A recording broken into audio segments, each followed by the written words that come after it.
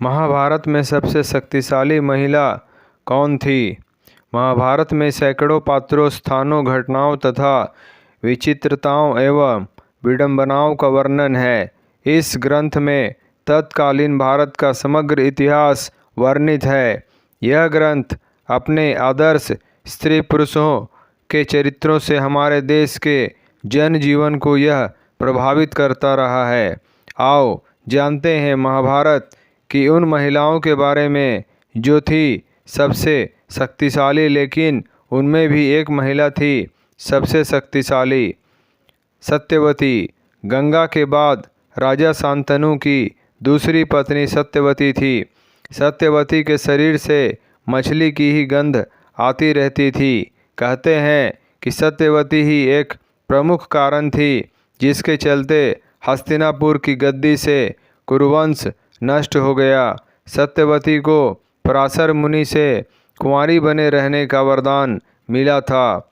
वेद व्यास उन्हीं के पुत्र थे। सत्यवती की संपूर्ण राज्य पर पकड़ थी और भीष्म पितामह भी उन्हीं के आदेश का पालन करते थे। दूसरी गंधारी। गंधारी की आंखों में अद्भुत शक्ति थी। गंधारी ने ही अपनी शक्ति के बल पर दुर्योधन के अंग को वज्र के समान बना दिया था, लेकिन श्री कृष्ण की चतुराई के चलते उनकी जंघा वैसी की वैसी ही रह गई थी, क्योंकि श्री कृष्ण ने कहा था कि माँ के समक्ष नग्न अवस्था में जाना पाप है।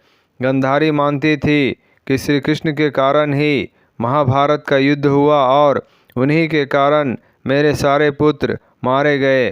तभी तो गंधारी ने भगवान श्री कृष्ण को उनके कुल का नाश होने का श्राप दिया था। सत्यवती के बाद हस्तिनापुर में गंधारी की ही चलती थी। खास बात यह है कि उन्होंने 100 पुत्रों को जन्म दिया था। द्रौपदी के बाद गंधारी को सबसे शक्तिशाली महिला माना जाता है। तीसरी कुंती।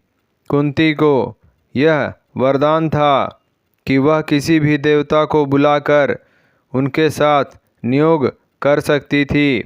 इस विद्या को उसने माद्री को भी सिखा दिया था, जिसके चलते माद्री को नकुल और सहदेव नामक 2 पुत्र मिले और कुंती के पुत्र कर्ण, युधिष्ठिर, अर्जुन और भीम थे। कुंती वासुदेव जी की बहन और भगवान श्री कृष्ण की बुआ थी। यह शारीरिक और मानसिक रूप से बहुत शक्तिशाली थी और उनके साथ में स्वयं भगवान श्री कृष्ण थे। गंधारी के बाद कुंती थी जो सबसे शक्तिशाली महिला थी। द्रौपदी।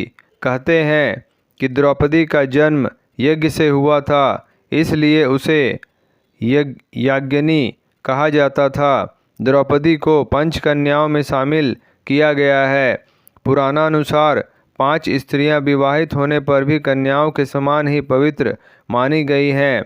अहिल्या, द्रौपदी, कुंती, तारा और मंदोदरी यह दिव्य कन्या थी।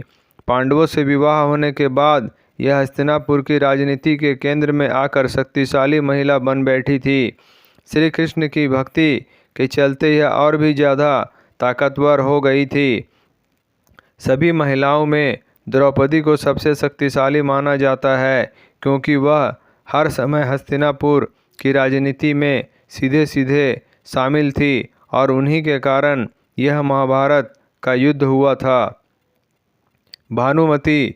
दुर्योधन की पत्नी भानुमति युद्ध कला, शतरंज और कुश्ती में पारंगत थी। कहते हैं कि एक दिन उसने कुश्ती में दुर्योधन को भी पटकनी दे दी थी। भानुमति के कारण ही यह मुहावरा बना है, कहीं की ईंट कहीं का रोड़ा, भानुमति ने कुनबा जोड़ा। भानुमति बेहद ही सुंदर, आकर्षक, तेज बुद्धि और शरीर से काफ़ी ताकतवर थी।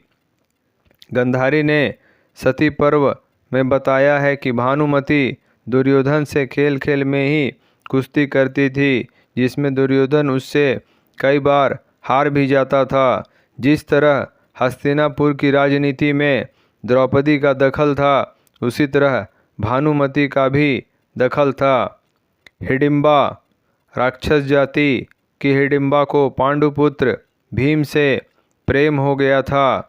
उसने अपनी माया से सुंदर शरीर धारण कर भीम से विवाह किया और बाद में वह अपने असली रूप में आ गई। हिडिंबा और भीम का पुत्र घटोत्कच था। घटोत्कच का पुत्र बर्बरिक था। बर्बरिक को वर्तमान में बाबा खाटू श्याम के नाम से जानते हैं।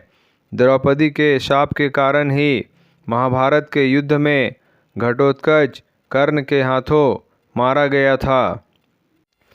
उलूपी, अर्जुन की पत्नी उलूपी भी मायावी शक्ति से संपन्न महिला थी।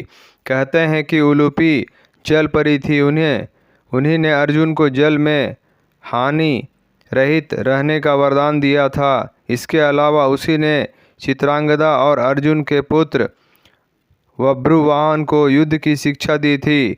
महाभारत युद्ध में अपने गुरु भीष्म पितामह को मारने के बाद, ब्रह्मापुत्र से शापित होने के बाद उलूपी ने ही अर्जुन को शाप मुक्ति भी किया था। एक अन्य युद्ध में अपने पुत्र के हाथों मारे जाने पर उलूपी ने ही अर्जुन को पुनर्जीवित भी कर दिया था। सुभद्रा तो कृष्ण की बहन थी, जिसने कृष्ण के मित्र अर्जुन से विवाह किया था, जबकि बलराम चाहते थे कि सुभद्रा का विवाह कौरव कुल में हो। बलराम के हठ के चलते ही तो कृष्ण ने सुभद्रा का अर्जुन के हाथों हरण करवा दिया था। बाद में द्वारका में सुभद्रा के साथ अर्जुन का विवाह विधि पूर्वक संपन्न हुआ। विवाह के बाद वे 1 वर्ष तक द्वारिका में रहे और शेष समय पुष्कर क्षेत्र में व्यतीत किया। 12 वर्ष पूरे होने पर वे सुभद्रा के साथ इंद्रप्रस्थ लौट आए। सुभद्रा अभिमन्यु की माता थी। बाद में उन्हें योग माया के नाम से भी जाना गया। वृषाली, कर्ण की 2 पत्नियां थीं। दोनों ही बहुत सुंदर थी। अंग देश के राजा कर्ण की पहली पत्नी का नाम वृषाली था। वृषाली से उसको वृषसेन, सुसेन, वृषकेत नामक 3 पुत्र मिले। वृषाली दुर्योधन के रथ के सारथी सत्यसेन की बहन थी। कहते हैं कि वृषाली ने कर्ण की मृत्यु के बाद उनकी चिता पर ही समाधि ले ली थी। वह बहुत चरित्रवान और पवित्र व्रता थी। वृषाली हस्तिनापुर के हर राज को जानती थी।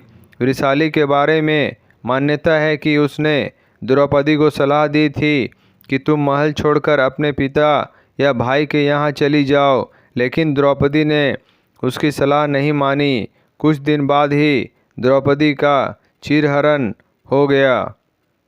दोस्तों, आपको हमारा वीडियो पसंद आया हो तो शेयर करें, लाइक करें, सब्सक्राइब करें और हमारी नई वीडियो के लिए बेल आइकॉन ज़रूर दबाएं। धन्यवाद।